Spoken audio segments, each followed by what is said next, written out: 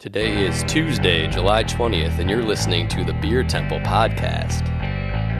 Remember, this is what we wanted. Remember, this is what we said. To never be heard or seen from again.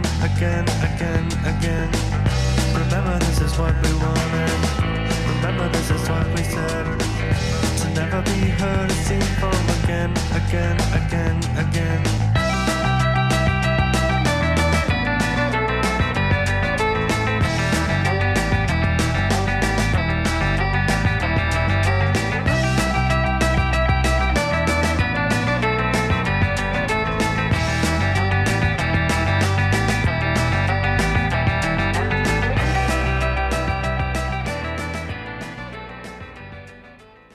Hello, and welcome to the Beer Temple Podcast. I am your host, Mike Shalau. Chris is absent today, out hunting down those whales he definitely had drank and drafted last week on the draft.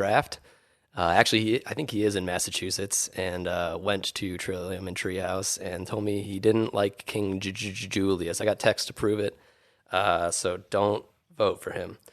We're back. We're doing a second episode of a beer that changed my life. First episode went terribly, so we figured we might as well figure out the kinks. I think that was mostly the guest's fault, to be perfectly honest.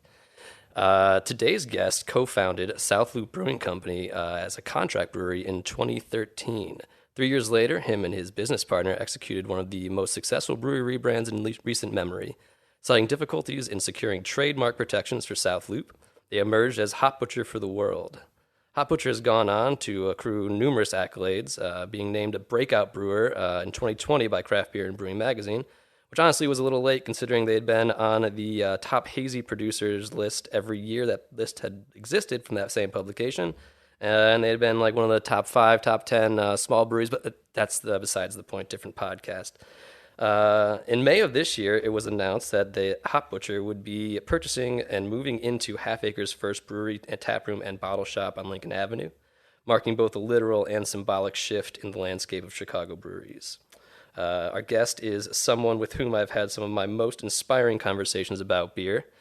He is a font of endless positive energy, and I am honored to get to call him my friend. Everyone, Jude LaRose from Hop Butcher. Thank you, Mike. That was very nice of you. You're very welcome. Way too kind. Oh, no, it's all true. Thank you, by the way. It took me by surprise. Of course. I feel the same way about you. Oh, thanks, bud. How you been? Been a long time. It's been a while, right? I think we saw each other 7 days ago. Things are good. It's summertime in Chicago, and there's no better time. The best time in the best place. Yes. Yeah. Best city in the world. That's true. So last time I saw you, we were brewing up a little collaboration. We were getting ourselves into a mind space of a beer style that could or could not exist. Yeah. But if it did exist, let's figure it out. It exists now. It exists now.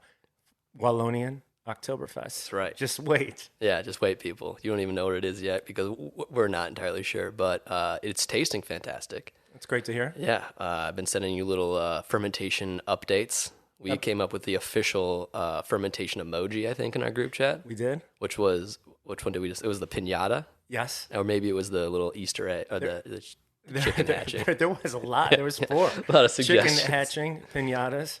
They're all for different stages. You know, there's the growth phase, there's the ester production, there's diacetyl rest. You know, you got to have different emojis for each of these. I think there was an update. So I'm surprised. I've been surprised with a couple that have popped up recently. I think it was also, we branded it Fermentation Today. I think that was the text that I was waiting for every morning. Yeah, Fermentation Today. Then I went away for a little bit, and Fermentation Today stopped. So it was fermentation over the last 3 days. It's okay. It's very kind of you on a collab beer to provide updates every morning. It's our baby. That. It's our baby, you know. And like Yvonne debates, you gotta love your yeast, and the yeast is one of your employees. So I was just telling you guys how the 5th member of Iswas or the Iswas Hop Butcher group was going. I feel that's a real thing. You should hug your fermenters every now and then and kind of feel the energy that's coming off. Yeah, I mean, yes, we. That sounds kind of like a joke, but I really do. You do sense the energy. I do that, especially for a brewery that is so based on the fermentation as we are. Like I am like listening to the yeast and like not with my ears, but like you're attuned to it. Sure.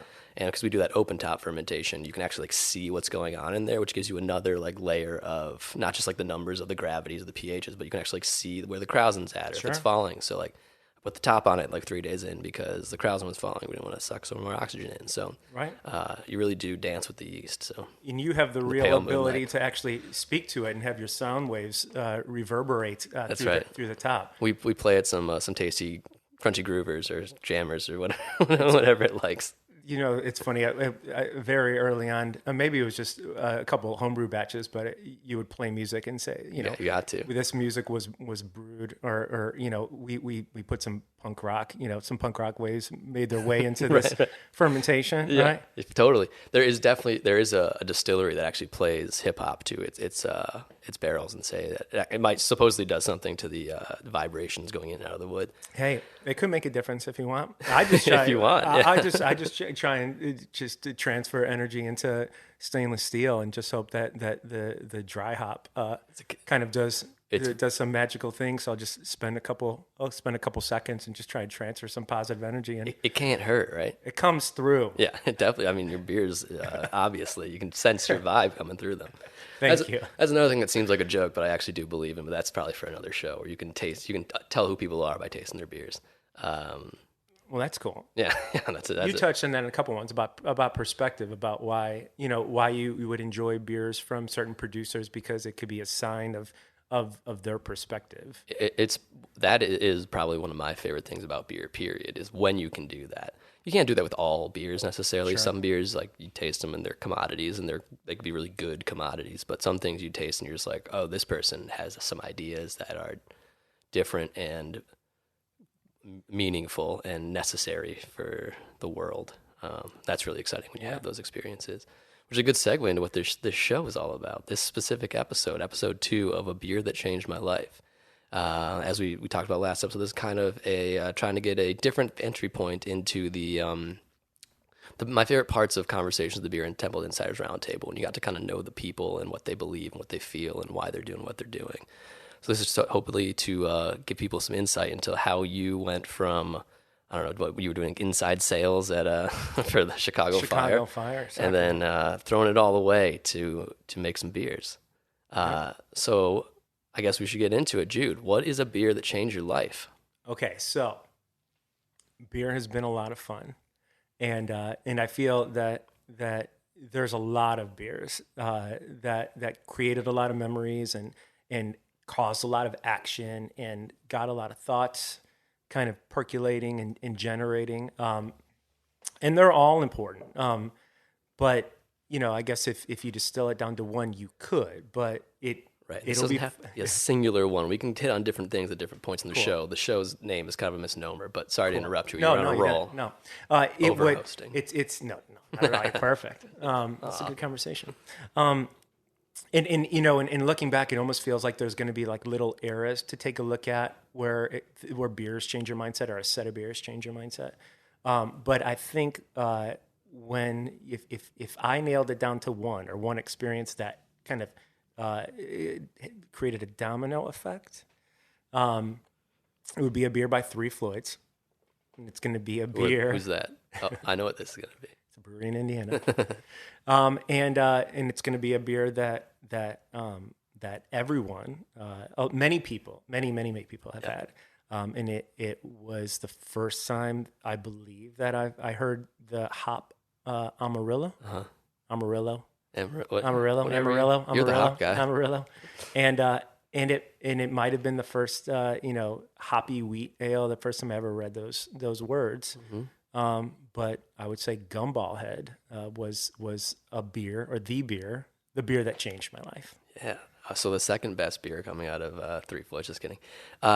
We should talk about that. I want to talk about that. Let's eventually get to the beer, what it used to be called, and other beers are on it too. Sure. Yeah. I think this is a great like beer to choose. I was actually just down in Beverly today at a family party, and I told one of my cousins like what I was doing, why I had to leave and come up here. And I told them you chose Gumball Head, and she was like, I think that's like even people who aren't in beer. She's not in beer. She's a teacher, but she's like, I think that's a lot of people's like beer in Chicago. That was like, oh, that made me believe, like, realize that there's different beer out there. That was the. I mean, that's if you want to break it down to. Oh, look at that. If you want to break it down to. If you want to break it down to just a couple words to sum it up, it was. I didn't know that beer could smell like that. I didn't know that beer could taste like that. But the aromas coming off of that beer, probably one of the hoppiest things that I had smelled or tasted up to that point. And a hop that, up to that point, I'd never heard of either. It's probably my favorite American hop, that Amarillo. But I had never even heard of it. So unlike last week, we actually have some. This really isn't a podcast about is this beer the same as when you had it? Sure. We might talk about that, but this is just more to lube up the conversation, and because it was in the store. And it wasn't good for radio, but you may have heard, the listeners may have heard a box of beer being opened, and when I said, "Oh, there it is," it was Mike taking out a box of Gumball Head, a 6-pack of Gumball Head, which surprised me. This is really cool. So we were talking about DePaul a little bit earlier. So I met my business partner Jeremiah Zimmer. Thanks, Mike. I met my business partner Jeremiah Zimmer. We were working for the Chicago Rush Arena football team in 2006, 2007. Who were just coming off. Jared got to experience it. I didn't. They were just coming off an Arena Bowl championship. Wow. So celebrations on the field and everything. 2006, 2007. So that's like quite post Kurt Warner crossover days. Correct. He was already in the NFL. That was like, what, 2000 when he was like, they're like, this guy was playing in the Arena League of the Barnstormers or something. Cedar Rapids. You got it, Mike. Yeah. There you go. Yeah, I did a report on Kurt Warner when I was in 5th grade because my dad's from Iowa and I was living in Connecticut, and they're like, that's so exotic and weird. And nice. My best man is from Iowa. He played football at Northern Iowa. He's got he's got a lot of Kurt Warner stories. I think did Kurt Warner win? Would he have won a Super Bowl by then? I don't know. I think the Rams, 2003 was the greatest show on. So yeah, not that they weren't the greatest show on turf, were they? They were. They were. You got it. And Marshall Faulk. Yes, you got it. Isaac Holt, was he on that team? Yeah. Or Torrey Holt. Torrey Holt. You got it all. Yeah, let's different escape on sports knowledge while we still have it. So we were selling season tickets and group tickets, getting people excited to come watch arena football at the Rosemont Horizon, or at the Allstate Arena, excuse me. We kind of both went our separate ways, but we got married at the same time. And I think through us... Yeah, not to each other. Yeah, yes. Well, in some ways. Yes, well, yeah. Well, we're very much married to each other now. But my wife and I got married in January, and him and his wife got married in September. And I think through the process of planning a wedding, I think we were commiserating with each other, and we were like, let's go out. So we went out to this bar called State in DePaul, or in what is it? I know the bar. Yeah. Gotcha. What is that? I've been there. Is that Webster? Is that Webster? And one block east of Sheffield? Yeah. So we had sat down for some beers, and Jeremiah was like, Gumball Head, right? And I was like, what is this? It's a great name. Yeah, we thought it was going to taste like gumballs. Yeah. And then we tasted it and smelled it, and it blew our minds. And then it was like, oh, there's this brewery's called Three Floyds, and they have a brew pub. Yeah. In Munster, and we should go there. That was the first time that we'd experienced it. And so you said when was that? Was 2007? That was going to be October 2009. 2009. So at that point, Three Floyds moved to. I might have been in that bar at the exact same time I was at DePaul then. Yeah. 2007 to 2011. Nice. Kelly's down the block was my wife's favorite bar all the time. So Three Floyds 2005 would have moved from Hammond to Munster. So sure. I wonder at that point how many how much Gumball Head had been brewed, or where Gumball Head is in its existence at that point. It's probably relatively early, right? Those hops don't really come on the scene until in any way that you would know what they were till like 2008, maybe. You know, if that's a good point. If you were to ask me when did Amarillo come on the scene, I would say 2010. Sure. But no, probably anyone that knows more about Amarillo is probably laughing and saying no, it was around like in 2006 or 2007. Well, to get Mitch Steele on the show and Matt Brendelson to let us know what's what. But shout out to Stan Hieronymus, who probably know it too. But you're right. But that was probably like Amarillo was the Citra and the Mosaic of that time. Yeah. There's probably, I mean, maybe like Simcoe and Amarillo were like these are different, right? Like these are not the same as like. There's clearly some connection to like the Chinooks and those things, but like it was like, oh, this is a whole new world. Whole new ballgame. There's probably Aladdin style. Yes. Because Mike's going to sing too. A whole new world. Because they had those fruity components where when you describe like, I can't believe you just sang. thank you. I was in choir for many years while at DePaul. Cascades and what? You probably had Cascade. You got the Cascades and the Centennial and the Chinook. Like they all said there's like grapefruit in it, but it's like grapefruit pith, right? It's not like fruity. It's citrusy, but citrusy doesn't necessarily mean fruity. And then you get these things that are like, this is like a bonkers like juice. Like the first time that something was legitimately like, that's like orange juice, not orange like pith. It was the most explosive. It was if hops were described as fruit, this was up to that point the most explosive fruit in a way that you had never experienced it. Right. Hop. Right, and I think most people don't realize it was also in a way that it would have been rejected, like not far before that. Like it would have been wouldn't have been suitable for making most of the beers people wanted to make. Simcoe is another hop just like it that brewers were rejecting, and almost I think wouldn't have been grown at a certain point, and would have just totally fallen off the face of the earth, and then someone scooped it up. And right. And when I talk to people who aren't necessarily in beer, who are like kind of in it, but like I've only heard people kind of malign hazy IPA. And they're like, what do you think of it? Being like someone who brews Saison and is good friends with Chris Quinn. It's like, it's because these hops, they couldn't have existed before. Like these hops didn't exist. You couldn't have made beer in the way that hazy beers are being made until these hops came on the scene.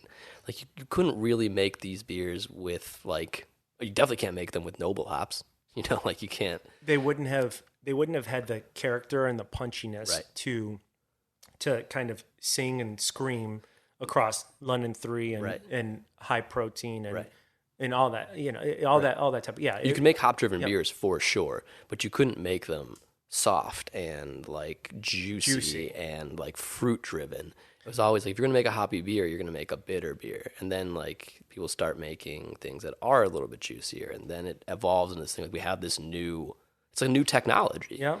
And so what do we do with it? Like, well, we have Photoshop. Do we just make photos look better, or do we just start putting Godzilla in the corner and then like swirling this thing over here and figure out what to do with it? And like when you have something you could never use before, you're almost compelled as a creator of things to do something that you couldn't have done. And I wonder if you go back into the Centennials and the Chinooks and the Cascades, if similar conversations were being had at the time, where the experience. Well, we've read and heard that people thought that about Cascade, and it eventually made its way into Sierra Pale Ale, right? But that it would be great to go back, not having tasted all of these hops, and go back and see what those hops that now aren't as, I'm not going to call them pedestrian, but are now more classic. Sure. What that moment would have felt like. And it's also to me similar, like when you start learning about how different styles of let's just say lager started being like, why are there dark lagers being made in some places and amber lagers being made in other, and pale lagers being made in others? Some of that's like with the malt available, but some of it is the water profiles. That's what they had, right? So you made the best tasting beer with what was available.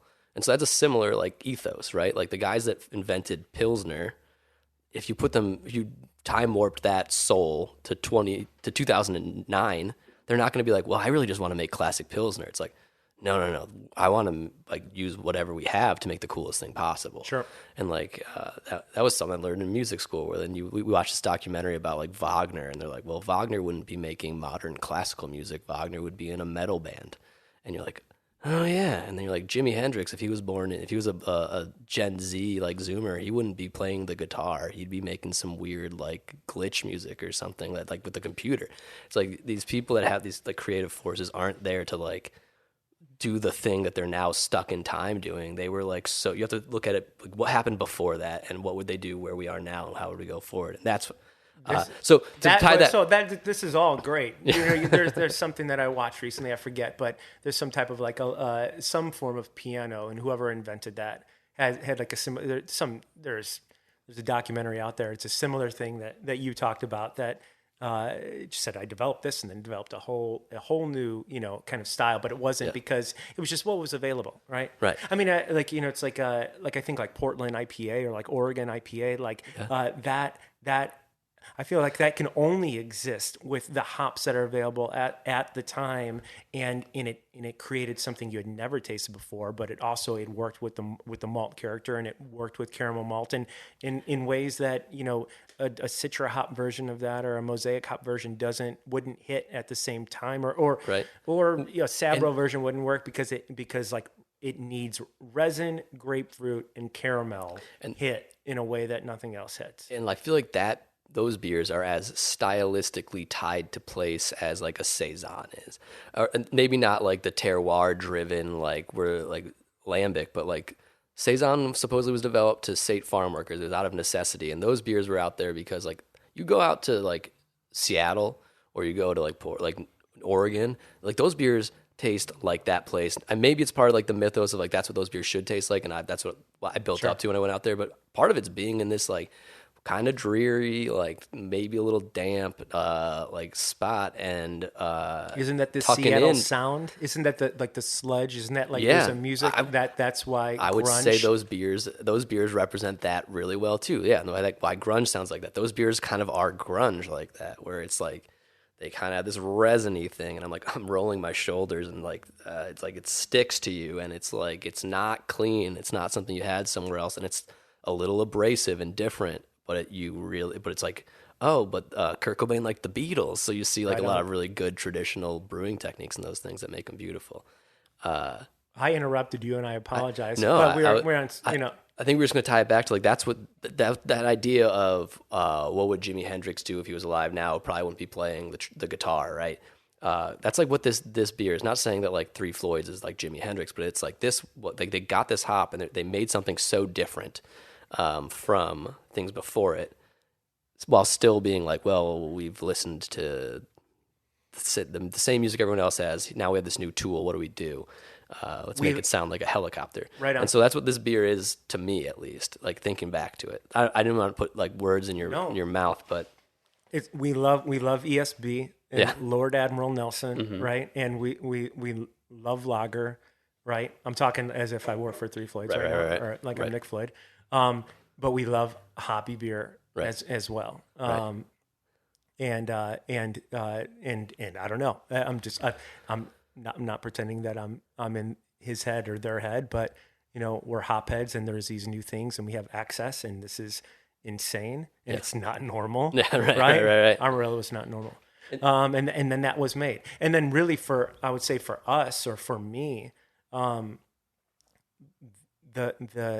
the reality that this beer tasted and smelled like it did set like me personally on a course. Yeah. On a course of like what beer could be. Yeah. So there was other breweries out there making really aromatic, flavorful beers that you didn't know. Yeah. And it was just wide open for you to just open up the playbook and just go from A to Z. But specifically with Three Floyds, it just opened up with A to Zombie. There was so many. There was every beer on their. Well, I mean, it was okay. Yeah. Now there's Alpha King, right? Or then there's Alpha Claus. There was a beer called Stay In. I mean, it opened up. I think what it also was too is that like you make one beer good, it opens up all your other beers that you make. And if you've got an adventurous palate or you're interested, I mean, the other thing too is the first time that we went there to Three Floyds, there was, I mean, you're just experiencing things that you've never experienced before. There's a culture out there. There's something else out here, and you can't quite put your finger on it, but it's important and it means something to you. And, for someone who's always, like thirsty for knowledge or new experiences, it was just like, whoa, there's a lot to uncover here. Right. So there was a lot of beers to uncover there. And so how long do you think it took you from being excited by these things as sensory experiences and something you consumed to like wanting to make something like that? Were you homebrewing at the time when you had this and you knew enough about beer to be like, oh, I want to go brew a pale ale now? Or was it like years later you're like, I think we're going to start doing this? I think it took me 2 years. 2 years. So, I played music in my late teens, early 20s. I love, my favorite band is 311. Peanut is a fan of your beers, right? It's crazy. Yeah, pretty cool. It's crazy. So one of my, reggae, 311 makes... What did that feel like when you see him like tweeting that he's got Hot Butcher in his glass? Like, was that cool? Like what? Just very cool. Yeah, it was just very cool. Just very cool, very cool. I've been a fan of 311 since I was 16. Yeah. It would hit differently if I was 16 and I was 20. No, crazy. Yeah. No, it's definitely crazy. My wife would be like, just peanuts, just drinking your beer. It's gnarly. I talk to my cousin Vito sometimes. I'd be like, can you imagine if we were 16 and this was happening? Yeah. This would be crazy. Oh, it's cool as hell. And he likes like Highland Park Brewery, and he likes a lot of like hoppy beers. It's just cool to share some share something I guess you created to somebody. I mean, totally. For someone who's given you so much, even though they don't necessarily know it, but they've given you so much. Like when you like a band or you like music, you like someone who creates anything, like an author. You're just like. It's a pretty one-sided relationship, and to be able to have a moment of giving something you created back to them is very rare and special. So I'm glad you got to have that moment. Nice, especially when we'll deliver to a place, in Chicago, and he's all the way in California, and it's just like, oh, he's like, that looks tasty. It's like Peanut's following us on Twitter. It's rad. That's awesome. What were we saying right before? Sorry, that? You said you were playing music when you were in high school. Oh, so I think like something. Whether it's song titles or whether it's melody, or whether it's creating like just a really cool groove or like a bass drum that really hits with a bass line, or like nothing sounds cooler than like a downstroke or an upstroke in like reggae music with some like reverb on it or some delay on it in the space kind of that creates and 100%. Kind of and nothing is better than melody and in how music can affect you and affect your mood and the ability to kind of lay something down on guitar and or the energy that comes together with a band, whether it's on stage or it's at practice, is being on stage in front of an audience is one of the coolest feelings. And especially when you're rocking out, like especially when you're feeling it and like it's right, so I think like there was always a desire to create. So it just kind of led to that. Cool. But what I think it was is there was a lot of drinking that beer at the time and trying to understand, probably reading a lot of books, a lot of like tasting beer and a lot of beer advocate reviews and just reading what, I didn't know how to describe things or taste things, but but reading how other people describe beers and then tasting that beer, you just sort of gave them the benefit of the doubt and said, yeah, that's what that is, but that's how you developed a vocabulary and like, just kind of like a perspective or something. Yeah. But it took 2 years, but how about between those 2 years, it was just a lot of, hey, Nat, whenever, my wife taught kindergarten for 13 years in Chicago Public Schools. So whenever she had like a Monday off, it was like, okay, I'm going to take off 2 and let's go to 3 Floyds and and let's drink Behemoth. Oh, you guys are getting wild on Mondays. I didn't know barley wine was that big. It's life. Can I ask you about a beer that I think changed your life? Sure. Can you set the scene prior to and then what happened after Galaxy Bowl, the first time you guys made Galaxy Bowl? For sure. So we make the first London 3 fermented beer, slash hazy beer that we brewed, which is a double IPA, was a beer called Galaxy Ball. And to give some What year is it? 2016. Cool. We brewed it probably in September 16 and released it in October 16. So up to that point, everything that we had brewed, it was always hoppy. Our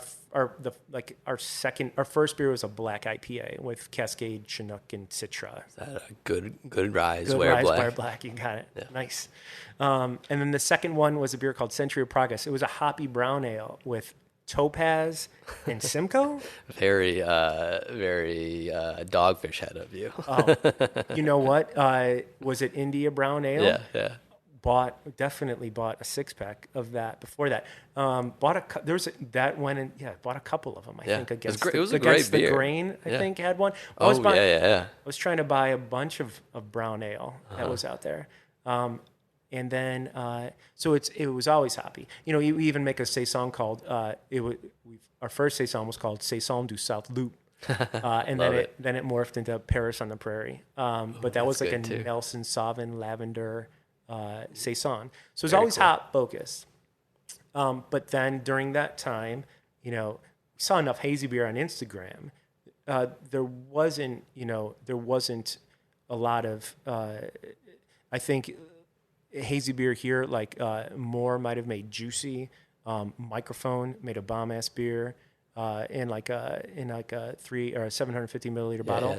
But for the most part, we didn't nothing.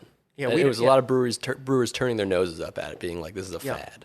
We didn't have any access to it. We didn't have anybody that traded for it. So I think there came to a time where Jeremiah and I looked at each other and we said, "Hey, let's brew one of these beers." Yeah. But we were like, "How do you make one of these beers?" And we've never tasted one of these beers, so we just kind of I think a little bit. You never even tasted. Never one. even tasted. You just wanted to try one. We just put it together. And this is based off of the visuals of Instagram and the knowing that other people are like, these taste great. Yes, and what people may have written about them, that it's there's a lot of protein, or it's very hoppy, or whatever it was. So how does that line up? And we were brewing it too. It was just him and I. And so it was just how was this going to turn out, and are we going to be able to technically do this? So anyways, so we just did it just because it was it would be nice to brew it. And drink it since we can't get it. Right. But so we did it, and we were going to put it into cans. And Dan Jetza, who designs and draws and does all of our labels, did this really cool kind of pink and yellow and fuchsia and purple, kind of robot dude, kind of inspired by Kingpin. Yeah. I believe his name is Munson. Cool. I think we talked about it one time, but I was working for the fire. It was in the morning, and Jason was at the brewery, and the canning, he sent a picture of the beer on a barrel. And he sent it to me, and I threw it on Instagram, and it blew up.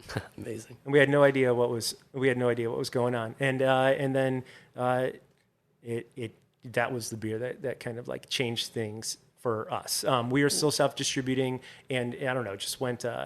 Sorry, I'm not doing a really good job of describing the story. You're but good. It went. We only made 15 barrels of it, and we were using a yeast from what is it? Imperial. It was called their juice strain, I think. Sure. And it just, that beer was definitely, on the record, that beer is a yeast-driven beer. And it's not a hop-driven beer, even though it's got Galaxy. When we look back at it, there, pounds per barrel on that were pretty low. Yeah. But comparatively, but it took off. It took off, and it kind of set the course for the next 2 or 3 years, phase. or whatever. Yeah. Never as good as batch one though. But that batch nothing's was ever as good as batch one. Still remember what that tasted like though. Yeah. Yeah. What did it taste like?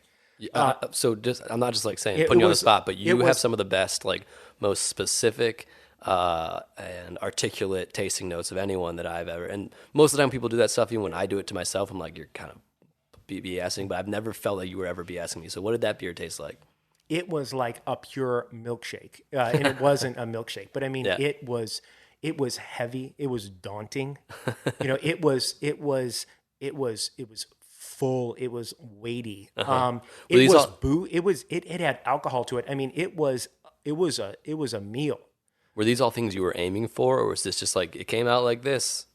It came out like this. I mean, like I think that the grist, like the protein element of it worked out. Yeah. I think in a 15 barrel batch, there was only like 11 pounds of Galaxy in there. Shout out to Tighthead too, out of Mundelein, who hooked us up with our first bag of Galaxy, which Nice. was but that Galaxy was really good, but it doesn't really come. I remember, because another shout out to Dan Burke. Dan Burke, like the next week, brought by a Trillium, like a double dry hop Galaxy Sleeper Street Pale at 4 Point, now Galaxy 4 Point Pale Ale. Yeah. And that beer had Galaxy in it. The first Galaxy Bowl didn't have Galaxy in it. When you smelled it, Right. what Galaxy smelled like Galactic Double Daisy Cutter, like that is Galaxy. Yeah. But it was just like, it was straight peach juice. It was Yeah. just straight. It was just straight pineapple sludge. Not sludge. Yeah, It was yeah, just yeah. like nectar. Positive sludge. Yes. It was, but it was a meal. But it was like, it was supple. Was it like anything you had ever had? Saying that, No. yeah, No. and you No. knew you were on. Like you immediately were like, yes, this is. It Killer. was so much fun. Yeah. And that's what beer should be. It should be exciting and fun. Agreed. And, yeah. And you know, it was available in cans, and it was 2 days fresh, and it was hazy as heck, and it was just fun. But it was a new canvas to do what we always wanted to do, which is explore hop flavor and aroma, and always be able to deliver it in a way that hopefully you've never experienced before. And you know, in our goal to this day would be to, you know, we could brew a Citra Mosaic beer, which both of those hops are great. And if you brew a Citra Mosaic beer with both of those hops, it's still a great beer. It doesn't make a difference. If you use those two hops, they're great. Yeah. Okay. Salt exists for, like, all these Right. hamburgers are good. Right. Okay. Yeah, 100%. Okay. And so good. So, anyways, but you may have a lot of Citra and a lot of Mosaic that got blended in a certain way or hit in a certain way in that place and time, and everything in that beer just worked out. And if it doesn't, that's fine. But if you know, the hop gods like work their magic, and you hit on something you never had before, or you layered hops, three other hops or whatever, it doesn't matter if they're new or they're old, and you experience an aroma and a flavor you never have, you know, experienced in your life before, and it hits you, you know, that would be the moment that we're always seeking, both personally, you know, both as drinkers and as brewers. Right. And So- it looks like that memory was created for a lot of people because they talk about it still. Cool. And how would you say that your approach to making Galaxy Bowl differs or is the same as your approach to making those styles of beer now? Like, is the conceptualization different? Is the execution? I'm sure all of it's a little bit different. But what's the biggest difference as you've evolved into since the time you thought, I want to make a beer that looks like the thing I saw, and then now you guys are masters of doing this, and like you speak about it so eruditely, and I believe you every time you talk about blending these hops. So what's the difference now, and how, and if you can, how did you go from Galaxy Bowl to what you do now? Well, I'd say like it's all trial and error, and I think that like we're not classically trained brewers. I think like where we would have been benefited is we drank a lot of beer, Yeah.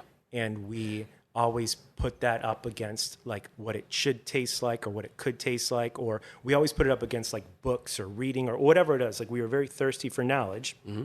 We drank on the side of that, and then we always censoried it out. But we also, we were also very, on a personal standpoint, I think what makes our beer good is that us as individuals love what we do. Yeah. And we love beer, and we're out for the experiences, and we're always like out for what's new and what's emerging. So we'll drink through everyone's beer, and if we see something that we're curious about, we will go and we'll seek it. And I have a million. The first time that we tried Vic Secret was a Pipeworks beer because we passed on on Vic Secret because it was so darn expensive, but Yeah, it was like Pipeworks came $24 out. a pound or something at that point. And when I beer was bought that? it, I don't it even had a remember. yellow label. It had a yellow label to it.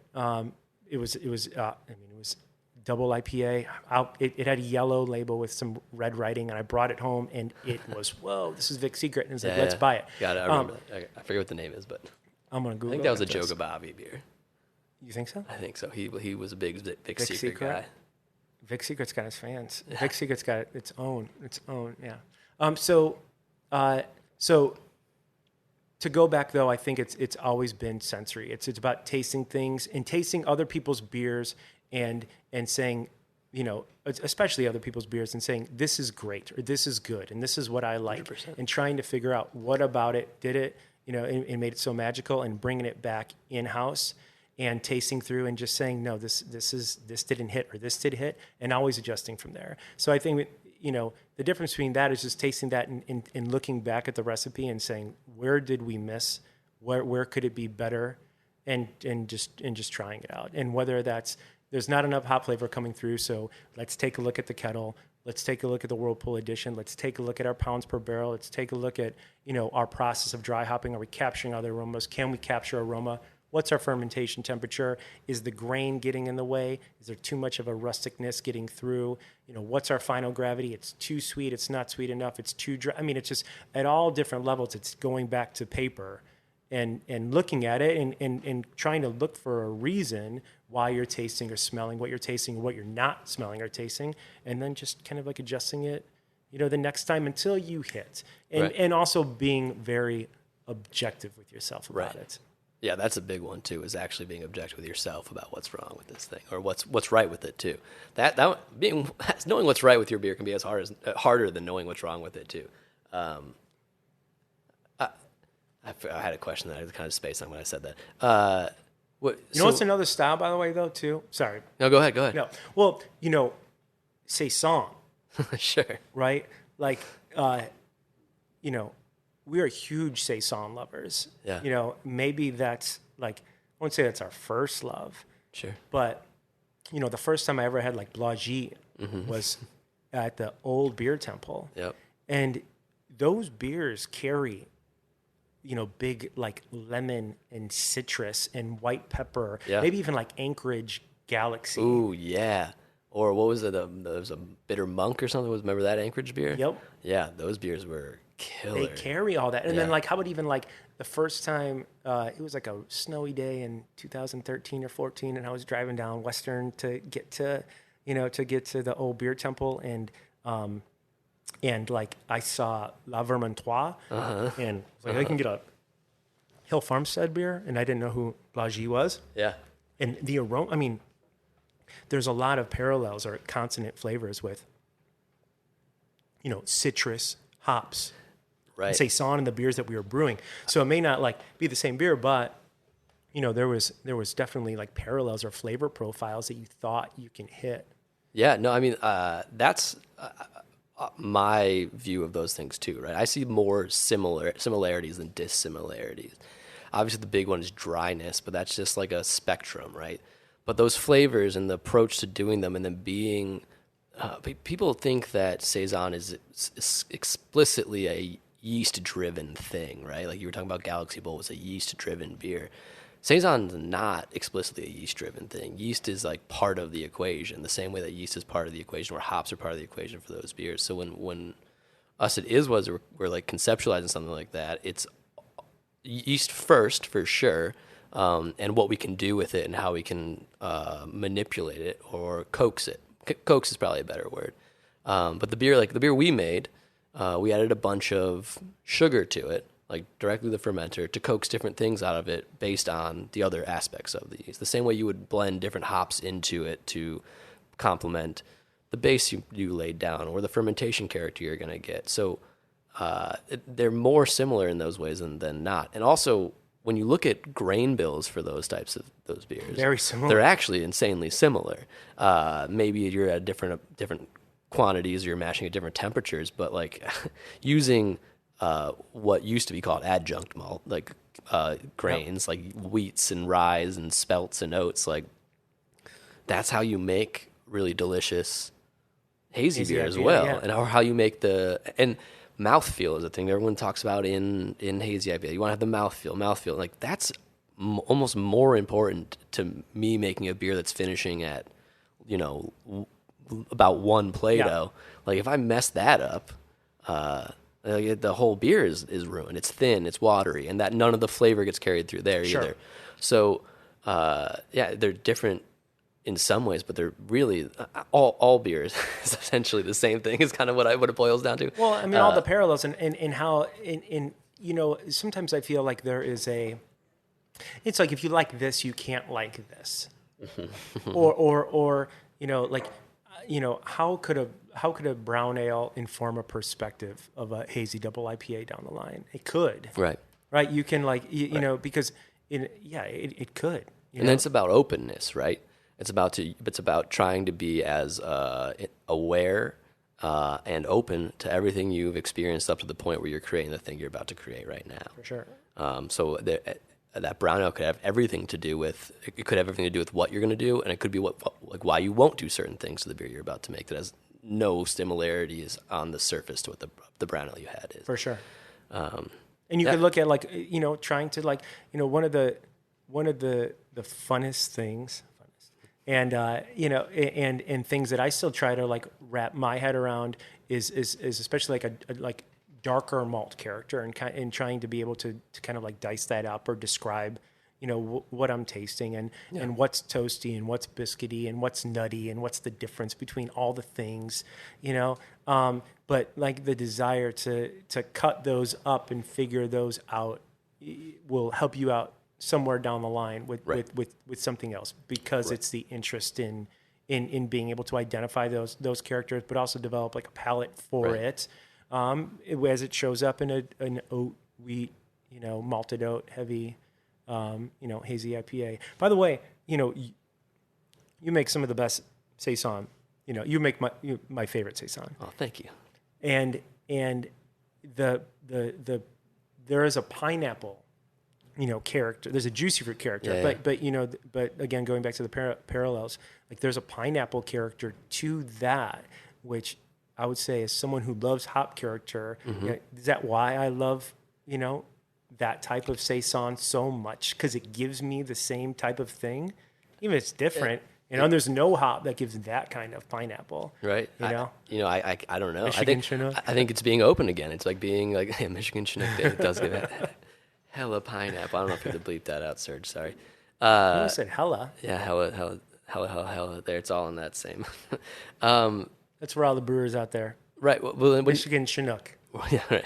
And it's the more you get really nerded out as a creator of how do I execute this vision I have, and how do I take this from concept and knowing it can taste like this. You get these moments where you're I know this thing can taste like this. And the way that I solve those problems is I get super granular about what's this yeast gonna do, or I guess it's more specifically what is yeast gonna do, right? For what we're doing, and then you figure out how do esters form? What is the precursors to these things? Why does Saison DuPont get into 95 sometimes? Why does Blaugie start at 80? Why do some people say that you got to start it at 66 and that all these other ones people are wrong? And then you feel what are the environmental pressures on these yeasts? And how do you act? So you get super, super granular and super questioning these things. But it's all just I'm how do I make it taste like pineapples? And so I feel like there's a kinship there between those two things too, between hazy IPA and the Saison, where it's it's not necessarily about what the end product's going to be. It's about how do I solve this problem? How do I make this thing taste like what's in my head? And to get that, specifically for that pineapple character, it's ester production and specific timings of the temperatures. And we let things free rise, right? But going in at a certain temperature, having it be in a certain area, reducing the stress, certain thermal area during ester production, reducing the stress on the yeast, top cropping the yeast from generation to generation. All of those things go into creating those flavors. And while it's a great story to tell to you too, it gets fun because I love talking to you about it, or talking to people even slightly understand the yeast. But really, I like talking to people who have no idea what I'm talking about because I won't talk about it like that. I'll just talk about it being like it tastes like pineapple because of how we handle the yeast, and that's enough, right? Like that, you have to know who you're talking to, what you're talking to them about. Because if I get into like the really granular details, it's really boring. Just getting glazed It's over. super exciting for me Yeah. because I went on that journey. It's super exciting for you because you're also engaged with like how do I make these things taste like this? But for most people, it's really boring because that work is done. Like for me, that work is done alone on a computer or reading a book, and it's not romantic. It's very practically driven. Like I need to figure this out. And we kind of set up our brewery in a way where like most of that stuff's just on me. Like Pipeworks was a very collaborative environment, right? Where it's like anyone with a great idea, we can figure out how to make that beer and we can do it, and like it's going to be bombastic and big and all that stuff. But now it's a very different creative endeavor where I wanted to have Googleable problems. I wanted to get myself into situations where I knew where I wanted to go, but I couldn't just Google like how do I wire this plug, which is something I did the other day when I needed to fix my glycol chiller. I can't just straight Google how do I create more esters than phenolics, right? Which is something that I knew I enjoyed in tasting those saisons. You can find that out, but you can't just Google it, and that's like finding that path also then sparks a bunch of different ideas of what we're going to do with this yeast, or what we're going to do with our brand, or what we're going to do with the way that trying to like kind of bridge that gap between old world saison flavors and new world understanding of how you do things.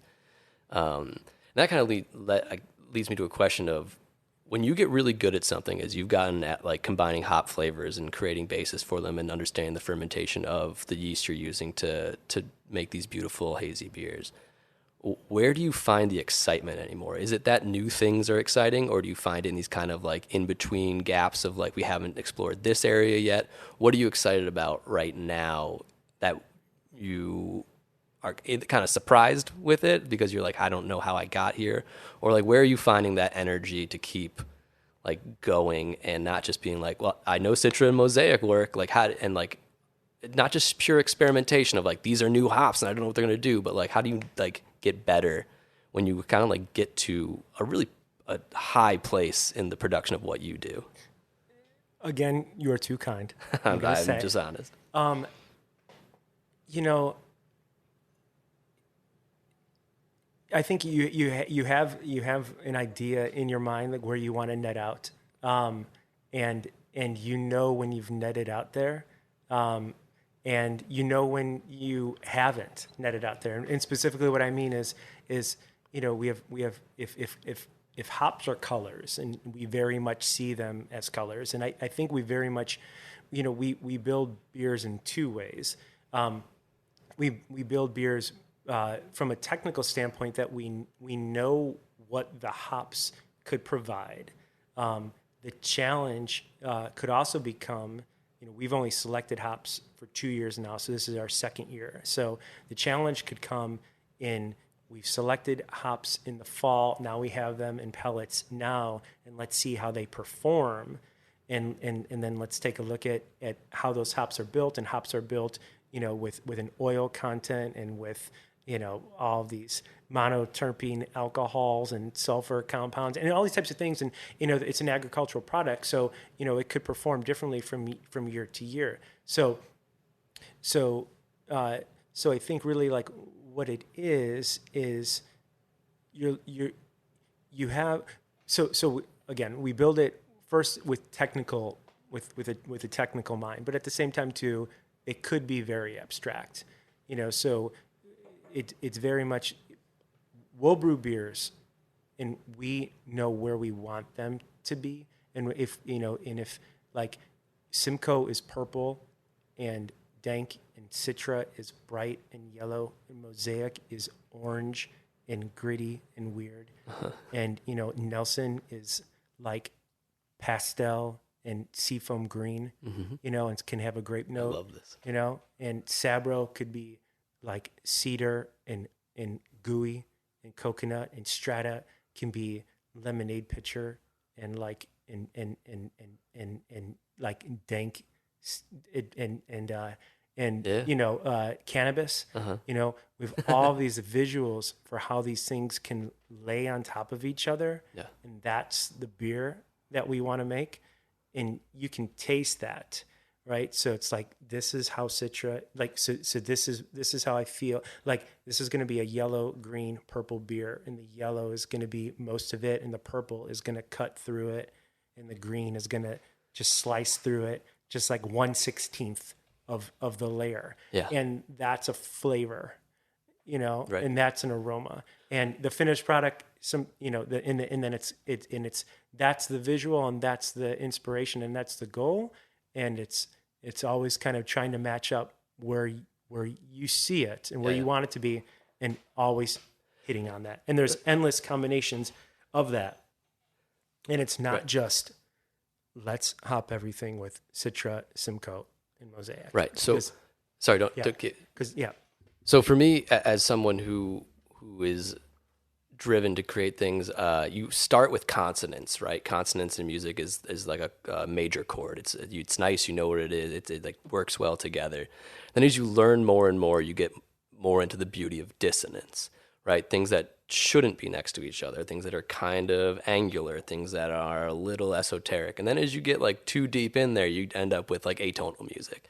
And you're Arthur Schoenberg, and you think that people are going to walk out singing atonal music because you love it so much. Like, how do you check yourself from, clearly you have a very good idea of colors that go together, and how do you stop yourself? Maybe this isn't something that happens to you. It happens to me a lot, wanting to like be like challenging, right? To move into the next thing of being like, well, what if I just put yellow and yellow and yellow and green and green and green on top of each other when they, I don't, or I'm not a colors guy, but how do you challenge, like, not lose yourself in the weeds of this like mind matrix you've made of like, this is how we combine things, but like, what if I try to break it a little bit? If that's an experience you have, it's like, how badly do you want to take the hit? How badly do you want to take the hit if you decide to go with total inspiration? Right. Yeah. So sometimes it's, sometimes it's just building enough equity. Yeah. And then just being like, all right, we're going to go weird. I know that game. Right. Yeah. But no, it's both. Well, let's take a step back. We have to sell beer, right? We have to sell beer, right? So it can't always be that way. Right. So sometimes you have to take a look and say, you know what, forget it. We're putting the pedal to the metal. These are the three hops. Yeah, play the hits. Yeah. Right? And then sometimes it's like, you know what, we're going to play the hits. We're going to play the hits for the whole show. Right. Then we're going to take a little break. You're all going to go to the bathroom, but we're going to play this funky, and then we're going to come back, and then but so there's that, right? And there's a time in the place, and then maybe you do it once and you say, ooh, that wasn't so well received. Maybe it's time to, not be so indulgent. But then at the same time too, it's what are you going to put first? Right? Like, what are you going to put first? Like, you're going to make the album that satisfies you and bombs, or you're going to make the album that's just, that the record company, needs. Yeah.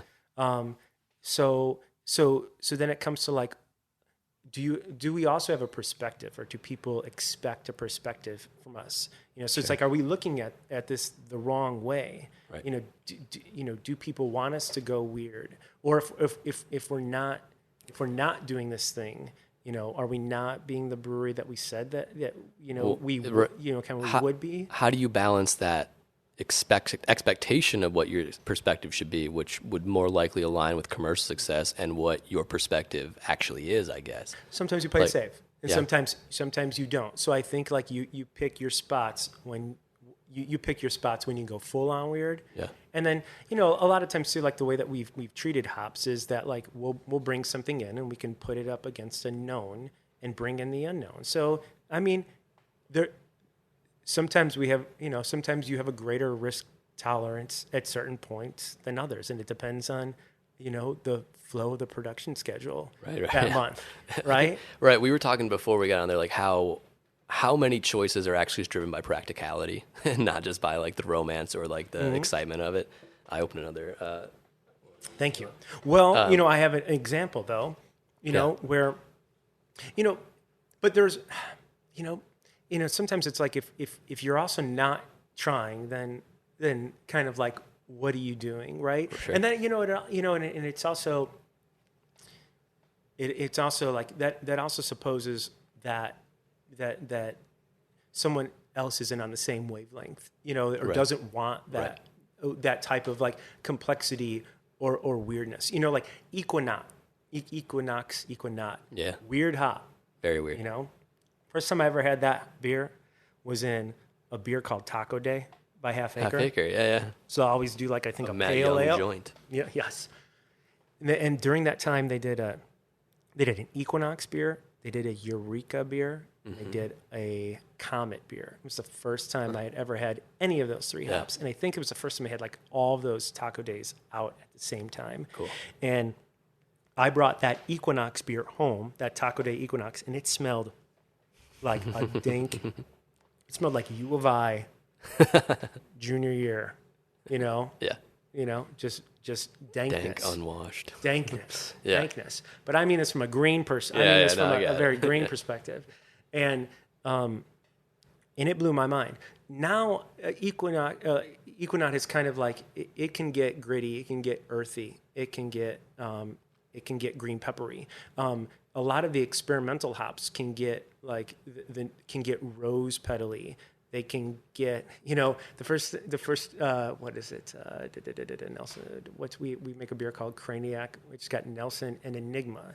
Enigma is like rotten Halloween skeleton. So you met Ryan on Sunday, right?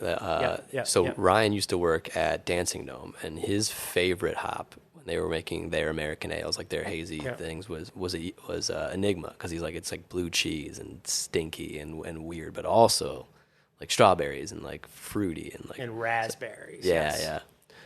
So yes. Yeah. So who wants that and who doesn't? Right. Who wants that and who? And then how do you tell them? How do you tell the people that are drinking your beers that don't have the knowledge of what Enigma tastes like? How do you actively you say this tell is them? going to be gnarly and go on a journey with us? Well, but how?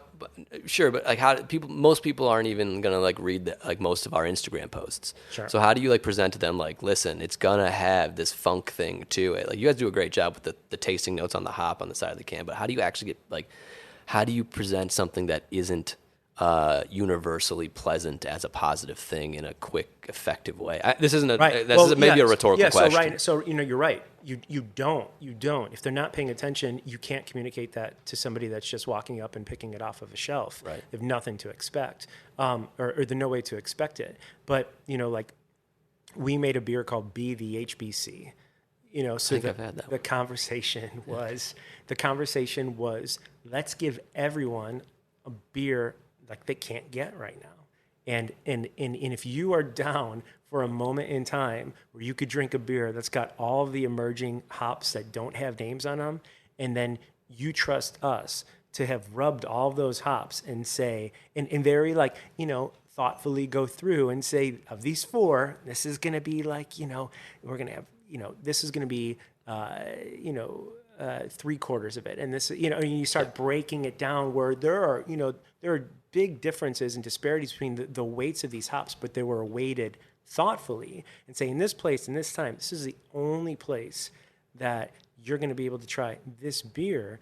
And if you're interested to see where kind of the future of like the mindset of, or even like where hops are, where hop growers are, what the potential for where hops are going to go. If you want kind of a peek into that, here's that beer.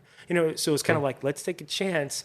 Like, we're going to do it thoughtfully. We're going to be responsible about it. Yeah. But if you want to see kind of where things are going right now, we're going to throw them all in one place. Cool. And that's kind of the one where it's like, at the end of the day, if it works or it doesn't work,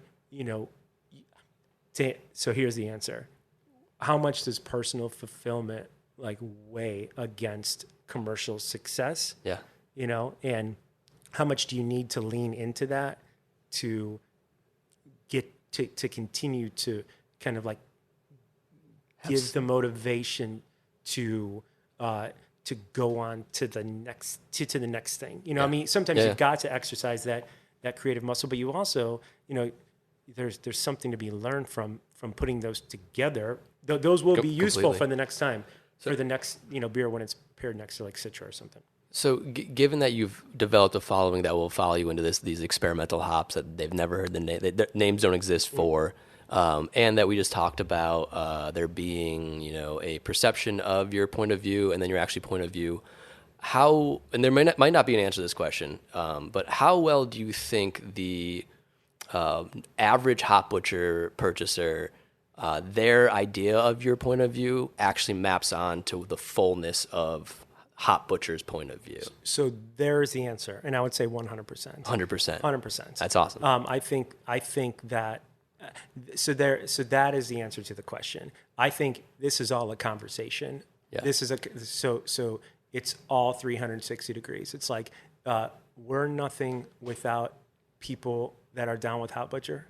You know what I'm saying? So we make beers, and people bring it home, and they have their own moments with them. Right? They're living their own life, but hopefully our beer provides them enjoyment, and then there's a feedback loop that comes back to us. So it's like the whole thing is 360 degrees. So I feel that we have that's actually the answer, is that I feel like we have a group of people who are down with hop butcher, and they're down with us for a reason, because they know we'll play the hits, but because I think they're down, that will challenge them from time to time. And if that, our goal's always been like, we're always going to be looking out for what's new and emerging. And if you're down with that and you want to see what that is, sometimes we'll play the hits, and sometimes we're going to try and freak you out. But you all know that it's going to be within the realm of something that's tasty. So I've always got to give a lot of credit to everyone that drinks our beer, because I think that they're really intelligent about it, and I think that they're super down. Beautiful. I think I love that. I think that's a great place to kind of. Do you have questions? Anything we didn't talk about that you want to get after? No. I mean, there's a lot of other beers that. Beers. Oh yeah, what are some other beers that I didn't want to cut it short? I just thought that. I think we could take a pause. Yeah, you want to take a break? Yeah, let's take a little break. We'll be right back with more of the Beer Temple podcast. Welcome back to the Beer Temple podcast and the second episode of A Beer That Changed My Life. I'm here with producer Serge, who I think I forgot to intro in the beginning. I'm very sorry about that, Serge. He is livid. And our special guest today, Jude LaRose from Hop Butcher for the World. How are you doing? I'm good, Mike.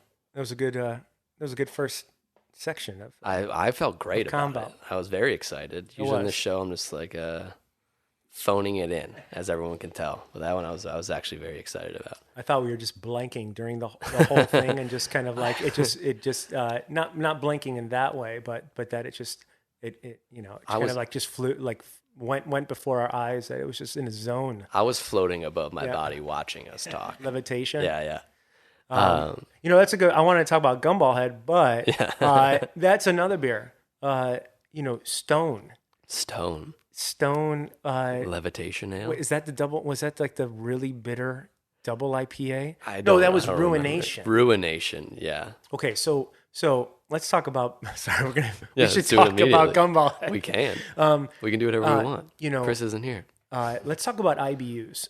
Yeah, let's do it. I love this. That was an awesome time. Yeah, that was an awesome time. It really was. It was a very when you look at like the long timeline of beer, a very weird time. But like coming of age in that time, or at least of beer age in that time, it was super cool. So challenging. Yeah. So right? like you had to like, it was very introspective. Like, should I like this flavor? Mm-hmm. Am I just acclimating to this flavor? What? Arctic Panzer Wolf, the old label, the old label on top IBUs. Of the skulls. Yeah. Oh my gosh, the bitterness in that! I wish I could go back and experience the bitterness in the flavor of that beer. I think that beer was more bitter than Dreadnought. But everyone makes fun of the IBU race. We should go back and make. Mikkeller was making like 1,000 IBUs. Yeah. We should go back to that time, because you know what, bitterness is a taste. Yeah, it's a taste. Taste, yeah, right? It's a taste, I think so. Right? Yeah.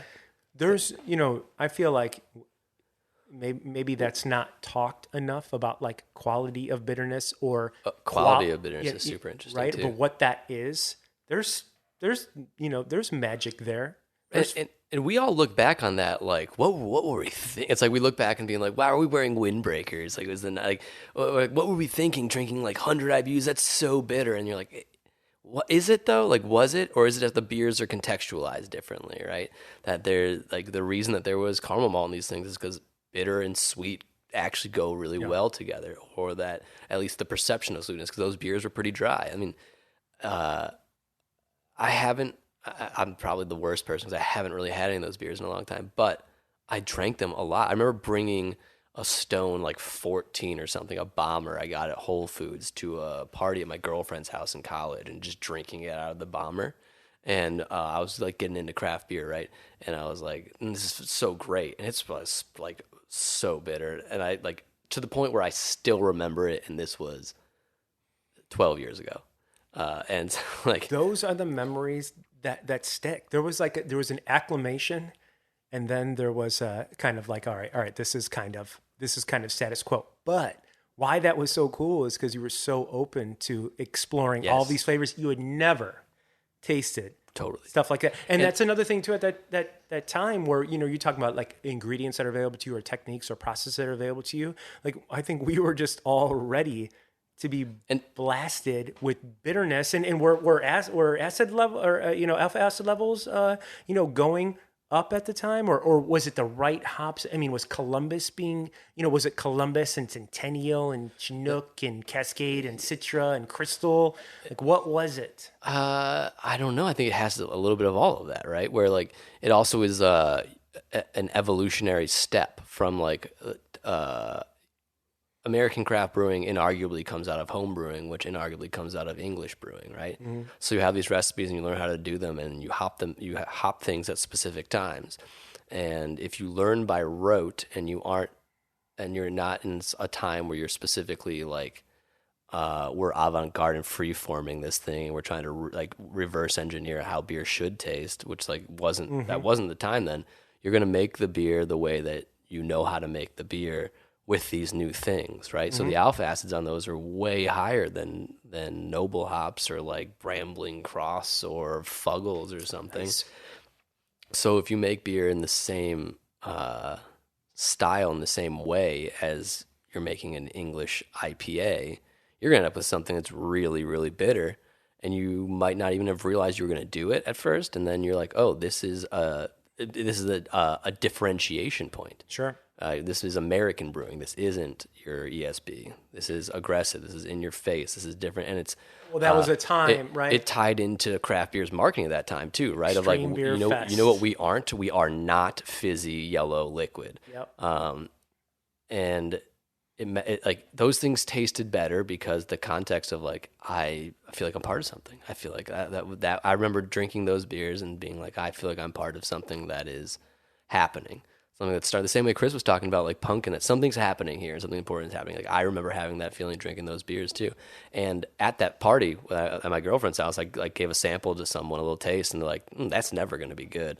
And I was like, this isn't really. And then I was like, is it good? No, it's good. I like this. I do like this, right? That was you're kind of like having a dialogue within yourself of being like, is it me or is it the beer? I just want more. Oh, you want more? Okay, yeah. Got it. Is it we were trying to pantomime. But isn't just I handed him an empty can. Isn't it? I was like, you want to read something on this? So you're having internal dialogue. But that's just like anything, right? Where like, should I like this? Is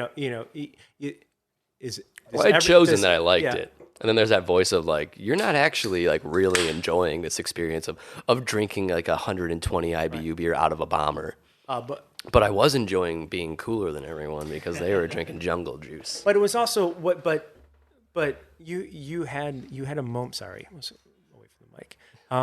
But when else did you have the moment to explore that? And when was I missed that. Like when did anyone ever give you the opportunity to dive deep, on bitterness? Totally.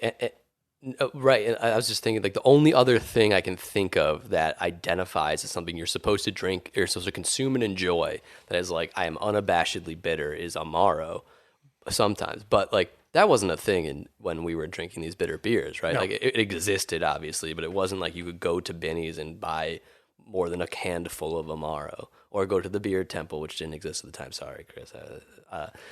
So Chris was in Delaware. it was a unique. Yeah, he's in Delaware hating King Julius. Remember, he doesn't like King Julius. He's a liar.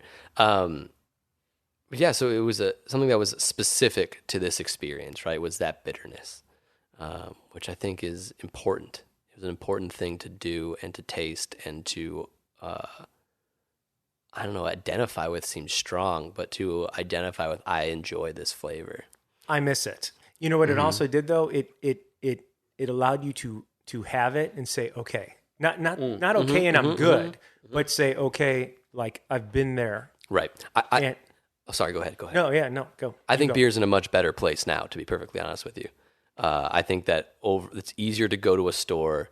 Well, it's there's more options to go to a store and drink something that's actually like balanced and nice and crushable and gives you the bitterness you want without going over the top. I think that there are more options like that now than there were then. Don't you sometimes come home and say like I want wine or say I want bourbon, or sometimes say I want IPA or Pilsner or Saison? Yeah, of course. And then where would it be?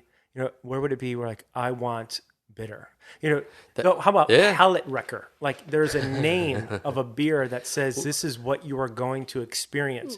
You are going be ready for a bitterness experience.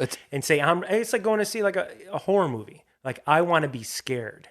It is right. I want bitter. Totally. It's interesting to think of the marketing of like that and how now it's most of beer that falls in the same category that is as different as the marketing from normal beer, right? So like popular breweries making beer now, a lot of that branding falls into more nostalgia than it does like I'm telling you what this thing's going to taste like.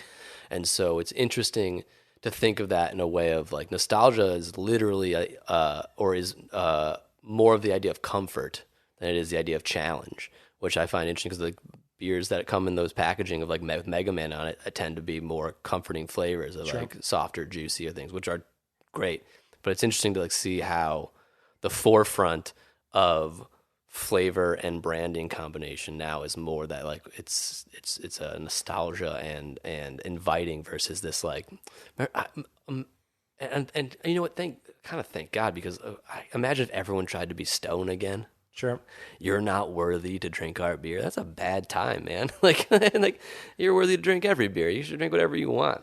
You know, and at that time too, it represented a kind of like rebellious attitude. Totally. Which was maybe, you know, rebellious against macro beer. You know, at that time. Totally. But if you're successful, if you're successful in your rebellion thing, you know, where that was needed to stand out amongst, you know. Right. And if you're successful in rebellion, then you become the establishment, right? At least in some kind of way. Yeah. So the both the branding and the presentation and the actual taste of those beers couldn't just continue to be, well, I just want to challenge you. It has to be like, all right, now here we are. Here's what we're actually about. You know, I don't know if that's exactly what's happened overall in beer, but I know what you mean. You can't just continue. Like you can't go. What's sadder than a guy who's like 60 and rebelling, like in the way that like fizzy yellow beer is a rebellion, right? So no, I got you. You have to like, if your rebellion is successful, you at some point become the mainstream of that. I got you. I got you. Which to tie that back to bitterness though, like right, like is bitterness like a hard or rebellious flavor, you're saying you miss it. I don't really drink bitter beers that often anymore. What happened to us? Are we like old men now? I don't think that we would. I think that I don't think. I bet you our palates have changed. That the beer wouldn't be that bitter to us. It wouldn't be that bitter. I think we probably would have also drinking other things that are as bitter, other foods, other liquids. Yeah. You know. Right. I bet you we drink more spirits now than we did then, and we've all acclimated to heat, to alcohol, to bitterness. Yeah. Where we probably could never recapture that. You'd have to be 2,000 IBUs. What's 2021's version of that? Of like things where it's like we pushed it to like come some wild places, and our people that were our age then are like going to be like, man, I miss when beer tasted like XYZ thing on Beer Temp. When are Chris's kids going to be like inheriting this podcast? And like, I miss when beer tasted like this in 2021. That's the farthest out question I've ever been asked. I don't even think I could fathom that. You got to think about it. Oh my though, gosh, right? You I have don't even to. know. Like, I don't even know. That's a great question. I feel we need to end the podcast, and I'm going to think about this for 5 days, and I'll get back to you. Holy cow. Do you have an answer? I don't think it just blew my mind. I don't know. But that's that's the framework you got to think about things. Right? Like what I got goosebumps. What are we doing now where it's like, all right, we're at the point where it's getting a little too much. Not that it's like a bad thing, but it's just proliferated. We've identified too much with it. And then in like 5 years, people are going to be like, remember when we were all doing this? And like, I think the low-hanging fruit would be the hazy IPA, but I don't think that's it. Like, I think that would be like a silly thing to think, because West Coast IPAs are like, everyone's like, they're coming back. Like, they didn't go anywhere. Like, Right on. you know? But that extreme bitterness aspect of it as a proliferation of this is what the good beer is, like 90-minute IPA, like ruination, like these things being 90 IBUs, 120 IBUs. What are we doing now that we should be like, in 5 years, we'll be like, that's what that was. Not that it was good or bad. It was just like that was a moment. I feel like whatever answer I'm about to come up with is going to be the wrong answer. And There are no wrong answers. No one's going to listen to this after 2 weeks from now. Except for Jack out in Glenelg. He's like a deep dive. Do you know what is funny? Is that like in a like imperial stout in barley wine, they always had those big characteristics of alcohol, right? Yeah. But now, like, they're almost as popular as ever. But they've found a way to fold in what may have been very exciting. Well, it's still exciting. I mean, all those Rev beers that just came through, those are so good. You know, which ones? What red beers? Sorry, everyone that's listening to. Very special old jacket, right? Rev R-E-V. Rev beers. God, So, I thought you said red. I was like, oh, was there a resurgence of red beers, ale? Rev beer. So so for the last year, I went on a deep dive and every Rev beer that that came available, I made sure that I was awake, and I was ready to order everything online, and I think that part of the thing that we don't think of, but you see it, but it still probably draws you, is like a beer that's 15%, 14%, 13%.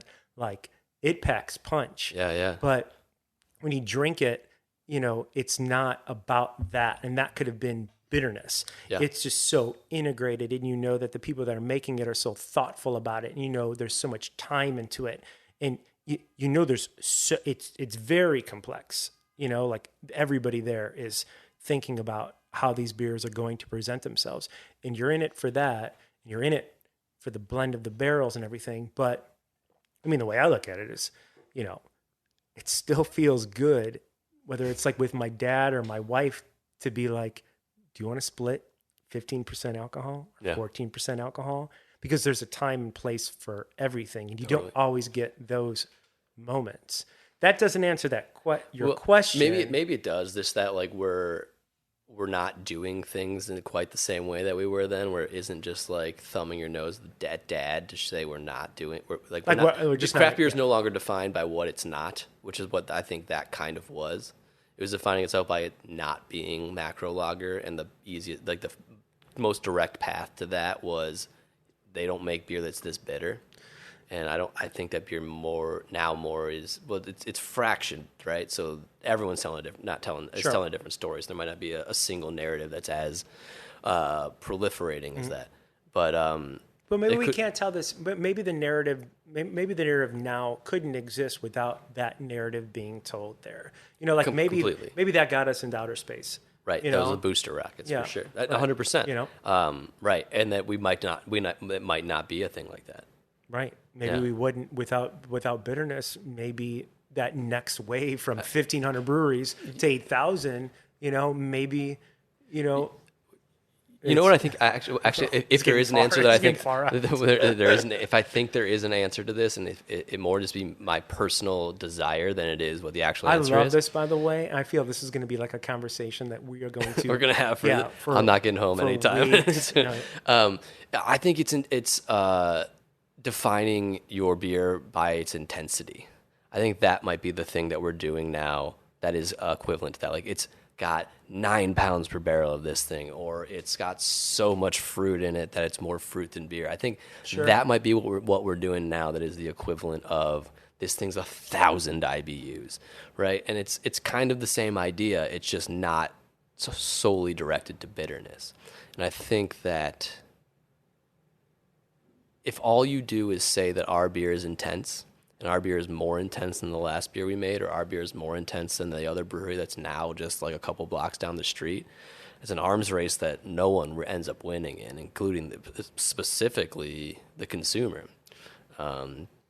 So if there is something like that, I think it might be not necessarily like the desire to make intense beers, but the desire to present them as this is the most intense experience you're going to have. Fully saturated, not to call out anyone specifically, but that concept, like it's they're Half Acre is the best at like articulating those things. Like that's what people want, this fully saturated, this full thing. I think that might be the thing that's what it is, but it also, I could be very, very wrong. We might just be at the beginning of that. But also, what if, what would be the next brewery to, is there an opening for an imperial brewery who does nothing but brews, 10%? I mean, Pipeworks was a thing, man. 10. We done did it. Right. No, you're right though. No, you're right. Yeah. This is going to be a fun conversation. Right. It makes me want to talk about how good this. Oh wait, I was 5 years from this day. I was going to say how good this gumball head Yeah, tastes. this gumball head's rocking. But first, do you agree that 5 years from this day, right now at 8:00 on Tuesday? Is this Back to the Future? Yeah, yeah. July 20th, which would definitely be a Tuesday.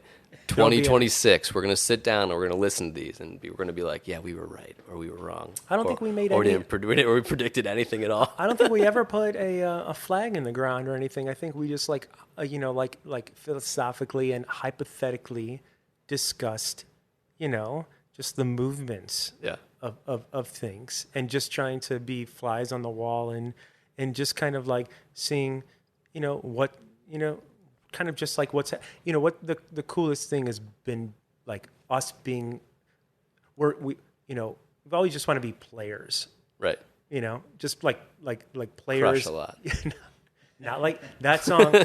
You know what? I was at the Harlem Irving Plaza one time, and I think that was like How to Be a Player soundtrack. Sure. So the Hip was the mall that I always went to as a kid. That's at Harlem and Irving and Forest Park, Forest Preserve Drive. Excuse me. Forest Park is way, way, way south of that. That's at Madison and Harlem. This is now a Chicago geography podcast. Sorry, yes. It'll always be a geography. Yeah. What are your cross streets? Yes, always, right? You never get lost. It's a grid system. That soundtrack had that song. I don't think it had anything else. It had a song by Foxy just Brown. Song 6 times. But that's when you would buy a CD and you would kind of like suck it up for one song, but the other you had $10 to your name. You got to listen to 30 seconds of maybe when you scanned it at Sam Goody and put the headphones on. Exactly. We had Peaches, Virgin. Yeah. That song was on that. This Gumball Head. This Gumball Head, I haven't had Gumball Head in a long time. This is crushing it. I don't have a sense memory of what Gumball Head tastes like the first time I had it. But this beer that we're drinking right now is great. They call it Gumball Head. It tastes fantastic. I would say harmony. Yes. It's begged can after can after can. Hop and malt character. Well, just playing on top of each other. So drinkable. Right, and this is the thing of like, what if the color red I see isn't the color red you see? This is like an early on kind of like stoner. You're getting into beer and you've had a beer a couple of times and you're like, it's different, man. Like, am I different or is the beer different? We'll never know. I don't even have a memory to talk about with this beer, which I'm just thinking I remember being 22 or 24 and being like, man, I think Daisy Cutter's different, man. And then being like, what if it's just we've acclimated to it? We'll never know. I don't know if we need to have that conversation about this. But you're right. No, you're right, though. That's something that you should, that you can think about. It's a conversation that happens a lot. Yeah. Like we have that conversation a lot. We Hot Butcher has it with our own beers, but we've all been a part of the same conversations talking about things. But again, it's hard to kind of say what something would have been like when you experienced it 10 years ago, right? But drinkability. I guess we're not talking about this beer specifically, but holy cow! Yeah, holy cow! What brought that up in my head? That did our palate change? That like this is not coming across to me as a particularly bitter beer. I would imagine the first time I had this, I would have been like, that's really bitter, and so. I don't know if they've changed the beer to be more approachable or if my palate's acclimated in a way. So actually, I did talk about it. I mean, I was making jokes about it, but we have selected. Yeah. You're right on. No, I want to talk about. So sorry, I'm going to derail us for a second. The most bitter beer I've ever had in my life. Yeah, Sierra Nevada Pale Ale. I had it in Las Vegas, like in 2005, and it was the most bitter thing, but. Going back to that conversation, I was drawn back to it because it was just like, what is going on? What is this? Well, right. What is this? This is different. Nothing else gives this to me. This is different. I don't know if I like it or I don't like it, but I know, There's here's the to thing. Wrestle with. And probably somebody else likes it. Sure. Somebody else is That's liking super it. Interesting. And it is existing. It exists. Exists, and it's the Shepherd Ferry Obey sticker, right? Like it's out there and it gains power because it is out there, Whoa. like the sorry. But yeah, like it being out there and it being like, well, it's like people, someone else is liking it, like, and to desire, I guess like it's kind of pretentiousness, right? To desire to want to be like, keep going, want to like understand why something exists, to be or to be like. There's something about this that I don't get that I'm going to pretend right now I get, or at least I'm going to like try to get to understanding is a good and important thing, I think. And that beer has a lot of that. I think that beer was driven by a lot of that, like what you were just saying, where it's like, I don't know if I understand this right now, but I know there's something interesting going on with it, and I know that some people do, quote unquote, get it. And so I think that not being ashamed to be like, I didn't get it, and I wanted to get it. Like I played like I got it maybe when I was around certain people, but like wanting to get it is not a thing to run away from. And then how about this? You took that leap, and look where you are now. Right, you did, and you eventually you got it, like or at least look where it led you. Right, totally changed my life. Oh, all right, end the podcast. Mike just dropped it. No, but I remember very specifically being in Half Acre and trying Bombay for the first time and leaning over to my friend. It was the first time we'd ever gone there. They gave us a little sample cup in the tasting room, which is now the Hot Butcher tasting room. It will be. Actually, that's an Iswas beer. So, and leaving my friend trying to be polite about it, be like, anyone who says they like this is just lying. And I love that. That beer was because who was making a rye stout. One of the coolest things. I don't know if it always was there when Half Acre only had the Lincoln location, and then I know when they moved when they opened the Balmoral location, I think they brewed Bombay for the first time. They thanked everybody. Yeah, every name on that label. Build Balmoral, on cool. that, which was really cool. But I feel that was always the thing. The first Bombay had like names of everyone that worked there and that helped them. It rocked. That's another thing too. Half Acre's stout profile early on. Like I only had Guinness is what comes to mind when I had stout. You know, I went to U of I. We'd go to like, you know, when you were a freshman or a sophomore, you had CAMs, COs, Station, whatever it was. Older bars were like Brothers or Legends, right? Sure. Legends had, you know, you thought you were big time when you're drinking Guinness. Wow, your You know? class. Yeah. So anyways, but that was like, you knew, Chris said something last week where he was like, you knew there was better beer, right? Yep. I think Guinness and like Blue Moon. Blue Right. Moon was an example of that too. For sure. But you know, up to that point, I think that was like the only stout, you know. This was like 2000 maybe 3 or 4. My father-in-law who really wasn't like very much into craft beer at that time, made mention of like there's this chocolate beer that Sam Adams makes. Oh, you know. yeah. So I went on a hunt at this place called like Friar Tuck in Champaign, Illinois. Oh, yeah. I think is the beer called Chocolate Bach? Is Yeah. that like the? Yep. But that's like ridiculous for me to say, right? Like that's like the well-known, famous Sam Adams like white whale. Triple Bock. I Triple think is like Bock? the very famous. Is that a very- white whale? It's like a little 8-ounce blue bottle of this like.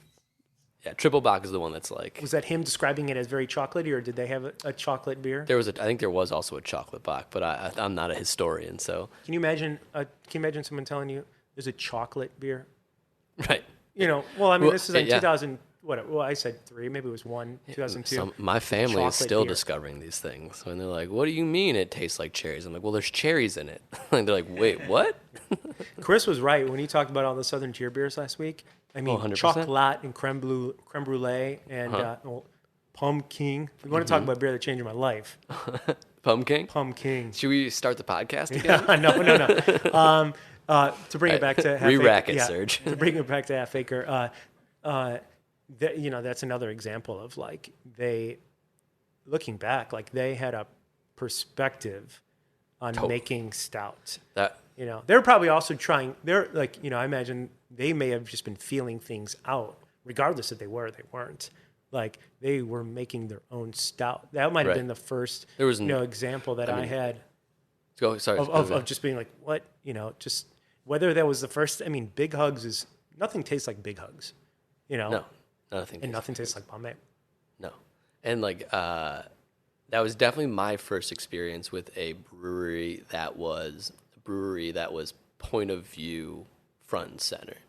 Even if it was just in like their imagery or what they were making, it might have just been my first foray into it. But like that Totally. was like it was some like Chris said on that episode, like there's something bigger happening here. But with that brewery specifically, it was like this place is cool. Like this place is really cool, and I guess the beer is cool too. Yeah. Honestly, when and I how started cool going is there, that they you know, they were just drinking beer in Colorado, right, and no experience brewing beer, but that they brought whatever personal perspective and experience into making beer, and it became a real thing. I mean, it became a thing in a brewery and a brand and a lifestyle and a image, you know? Yeah. But I mean, part of the reason that I think that this show is interesting and like this idea for a show is interesting is that a lot of people's like beer that changed their life is the first craft beer they had, right? Or the like Blue Moon or something that like opened the door. And like that wasn't the case for me because the way I got into it is I wanted to impress the girl who was working there. So when I was talking about like I wanted it to be cool, I was like, well, I just kept going back because she was really nice and I liked her. And then I was like, I ended up actually getting really into beer.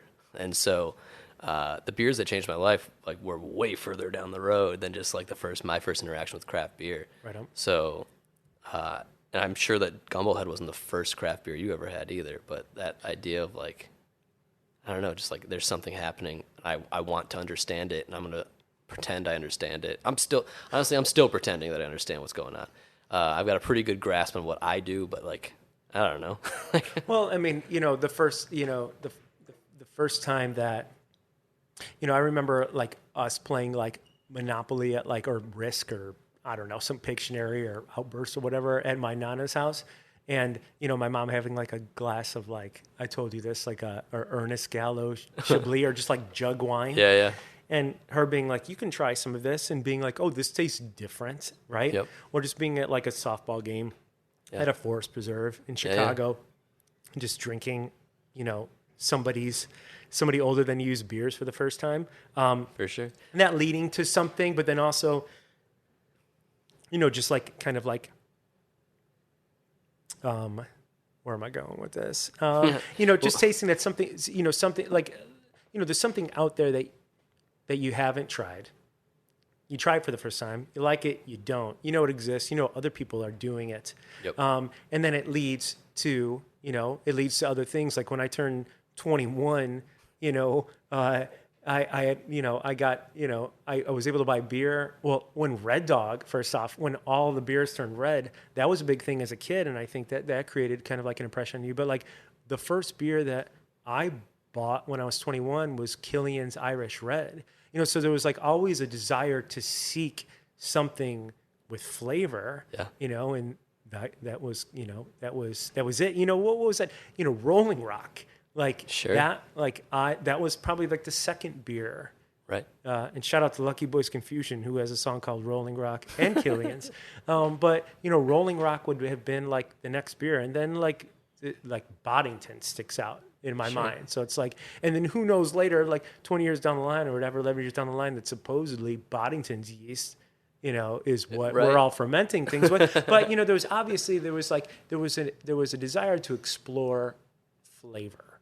Right. Yeah.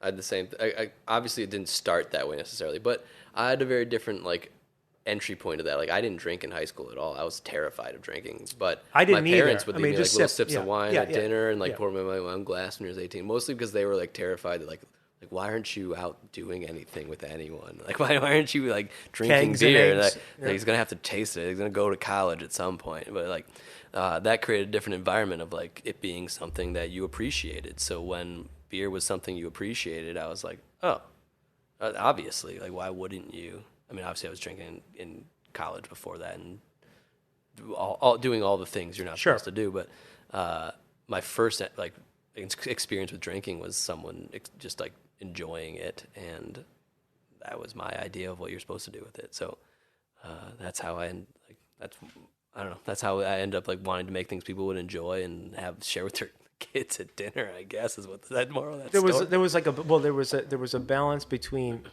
first off, we were drinking because we wanted to drink, right? Right. You wanted to party, right? But there was a better way to party. Sure. Right. Sure. There was a more flavor way to, what's the brown ale? What's the English brown ale?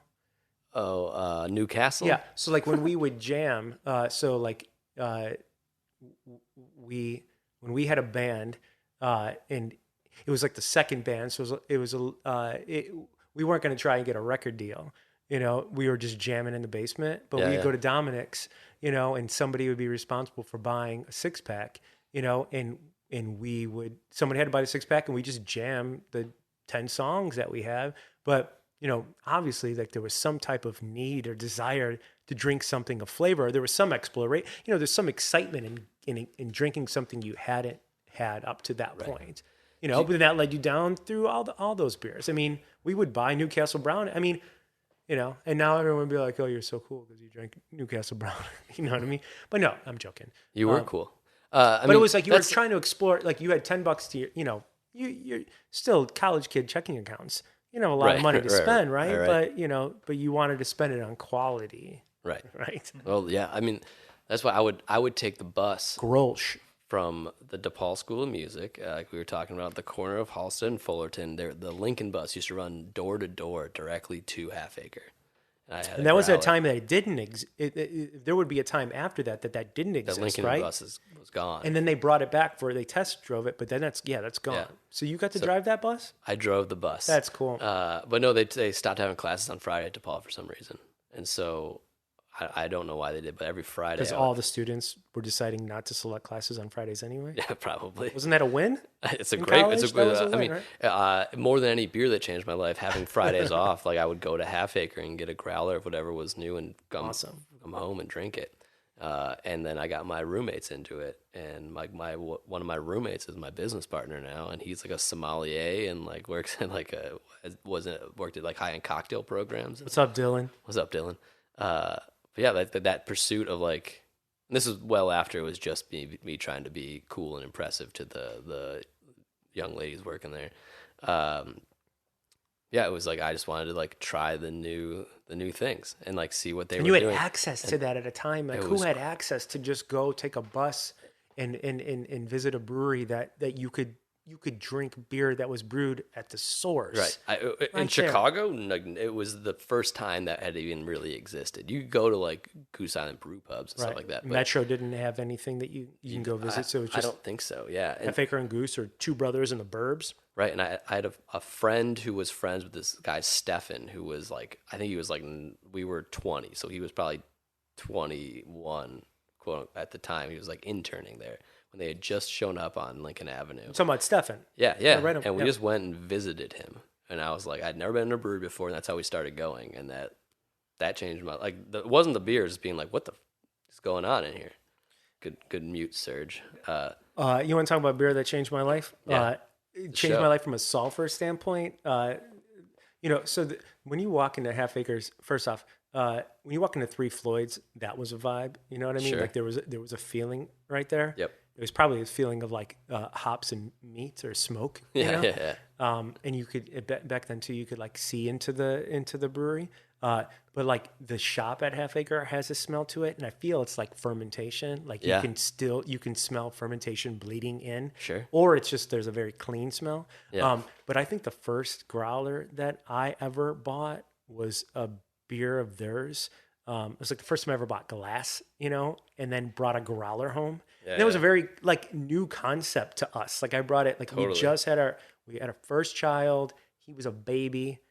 My wife and I were like down, with getting with exploring, brewery Hot and Roth, was like a Berliner Weiss at the same, like never had anything that acidic. We started getting some like port beers, right? Ports. Yep. Pizza Port. Yep. And then we brought home some like Half Acre beers, and they had a saison called what's with Thai basil. Come on, you help me out here. Was I should it know Thai this. basil or was it Long Thai Rainbow Rye? It was lemongrass and Sunday and Saigon.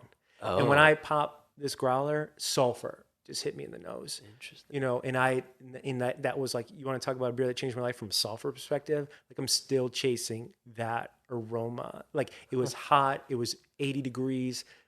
Our AC was broke. We had to bring in we had a makeshift AC. It was so hot. It was, 2012, if you look back at the hottest years, I think like 2012, I think 2016, 2012, 16, that was a hot year, right? And I'll never forget like that memory. From a sulfur standpoint, that made me probably fall in love with sulfur. And then that had me chasing that. That was like dank saison. Shout out, no. Growlers are rad, by the way. Still, I still think growlers are. Do you think they'll come back? Growlers are a great way to if you have access to a brewery that you can get beer at the source, and it's only available there, and when you buy a growler, when else do you ever plan to just bring it right home and drink it? Right, everyone, So as long as you're bringing it right home and drinking it, it's a pretty cool experience. But that's always the thing. Be like, this was made right down the block. No one else is getting it. It's not out to distribution. And you crack it, and you're in. Like you're in for 3 or 4 glasses of it. Right. It's the coolest thing. Yeah. The carbonation is the coolest thing too. When you pour it out and you see it build up and everything, and the first, like when you twist off the cap, Yeah. I think that idea that like the feeling of actually purchasing something like that, or the feeling of purchasing something in a format, no one thinks about that anymore because 16-ounce can 4-packs is just so de rigueur. It's like what you have to do to be competitive in any way. And I think it's really, it's a substantial part of my early drinking experiences was the way it felt to buy those things and bring them home and open them. And we only do 500 milliliter bottles, and at Iswas, and part of that is like an economic necessity. Like we have to, like we don't have a canning line. We can't pay a mobile canner to can our the 5 barrels of beer we actually yield a month. But part of it is that it's a focusing mechanism, right? If you made a choice to buy a 500 milliliter bottle of beer, you're going to bring it home and you're going to think about it differently when you open that versus you have 4 16-ounce cans of something that you can just pop open and then just drink them mindlessly. You can still do that with our 16-ounce, 16.9-ounce bottles, but it's unlikely, right? Like it's a tool that gets the people buying our beer to focus a little bit more on why they're drinking what they're drinking, and it's an inhibitor to purchases for a lot of people that